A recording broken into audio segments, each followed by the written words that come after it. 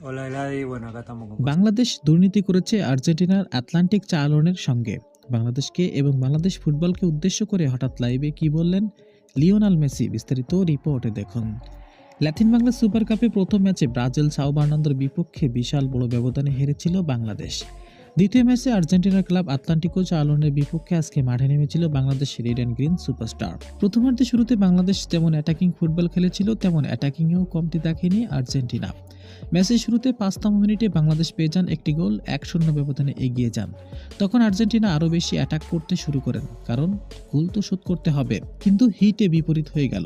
বাংলাদেশ আরও একটি গোল দিলেও হজম করতে হলো আর্জেন্টিনাকে। ম্যাচের তখন ২৬তম মিনিট, ২-০ ব্যবধানে বাংলাদেশ এগিয়ে যান। এরপর অবশ্যই একটি গোল অফসাইডের কারণে বাতিল করা হয়েছিল। দ্বিতীয়ার্ধের শুরুতে দারুণ অ্যাটাকিংয়ে ছিলেন আর্জেন্টিনা। ৫০তম মিনিটে ব্যবধানটা ১-১ করে ফেলেন আর্জেন্টিনা।